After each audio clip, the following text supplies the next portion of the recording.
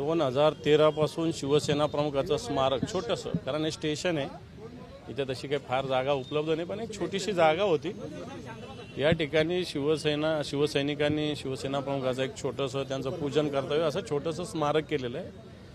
आणि रेल्वे स्टेशनच्या समोर आहे म्हणून सगळ्यांचं संभाजीनगरात स्वागत आणि शिवसेना प्रमुखाची मोठी प्रतिमा इथं लावलेली आहे.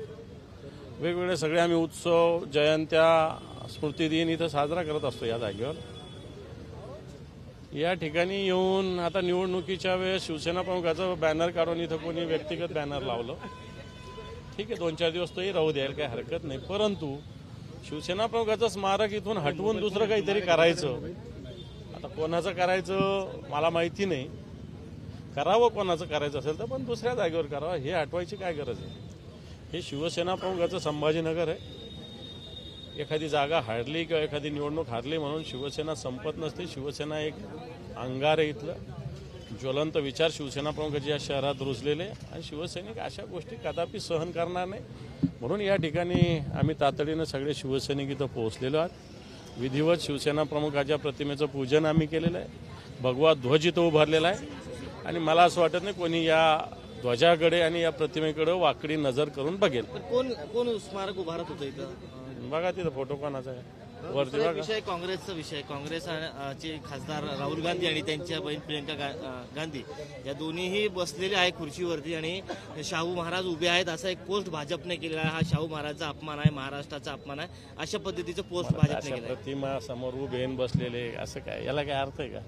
आता आपण शिवसेना कुठे फोटो असतो त्याच्या खाली बसलो म्हणून काय अपमान काही आपलं काढतात भाजप. सत्ता स्थापनेला उशीर होतोय. 2,757 कोटीचा प्रस्ताव शेतकऱ्यांचा पडू नये नुकसानीचा, आणि इकडे या सत्ता स्थापनेचा फटका आता शेतकऱ्यांना पण बसतो. सत्ता स्थापनेचा फटका सगळ्यांनाच बसतोय. या राज्यामध्ये लाडक्या बहिणींना 3,000 रुपये करायचे लवकर, आता ते पण झाले पाहिजे लवकर. शेतकऱ्यांची कर्जमाफी 7-12 कोरा करण्याचं आश्वासन दिले तेही लवकर करायचं, आणि जी शेतकऱ्यांची राहिलेली मदत आहे ती लवकर वितरित करायची. 23 तारखेला बहुमत आलेलं आहे. आज डिसेंबर महिना उजाडलेला आहे. अजून भारतीय जनता पार्टीचं नेतृत्व कोणी करायचं काय करायचं ठरत नाही. ठीक आहे, टी व्हीवर इकडे तिकडे येत असतील नाव कोणाचे, फडणवीसांचे वगैरे, पण अधिकृतरित्या भारतीय जनता पार्टीने कुठेही घोषणा केली नाही. एकनाथ शिंदेने सुद्धा माघार घेतलेली आहे, अजितदादांनी माघार घेतलेली, मग का थांबलेले आहे? याचा अर्थ भारतीय जनता पार्टीला निर्णय घेता येत नाही किंवा भारतीय जनता पार्टीला राज्याशी देणं घेणं नाही, अशा दोन्ही गोष्टी स्पष्ट होतात. एकनाथ शिंदे सत्तेबाहेर राहून काम करण्यासाठी आग्रही आहे असं गोगावले यांनी वक्तव्य केलं आहे. कसं बघतं या वक्तव्याकडे? त्यांचा निर्णय तो, त्याच्याकडे काय बघायचं. कोण म्हटलं? संतोष भांगर काय? संजय राऊत आणि संतोष भांगर काय बरोबर आहे का?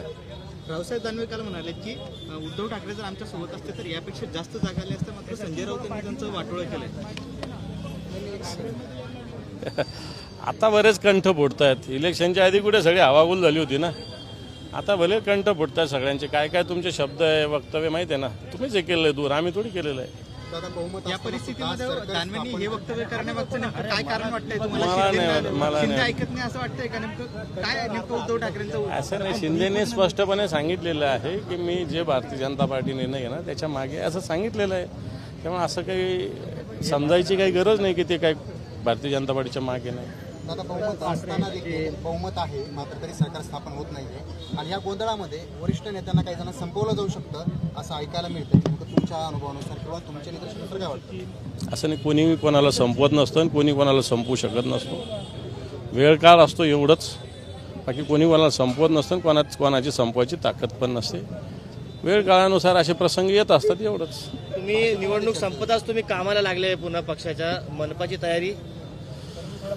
हे पहा, निवडणुका हारणं आणि जिंकणं ही प्रोसेस आहे. ठीक आहे, यावेळी जरा मोठा पराभव झाला, पण तो संघटन त्याच्यानंतर त्याचं कामकाज, इथं चालणारी प्रक्रिया आहे ना, इथं चालूच ठेवली पाहिजे ना. ही बंद करून कसं झालेल? आपल्याला सगळ्या गोष्टी करायच्या, तर संघटन, संघटनात्मक कामकाज हे सगळं चाललंच पाहिजे, त्यामुळे सुरू केलं आहे.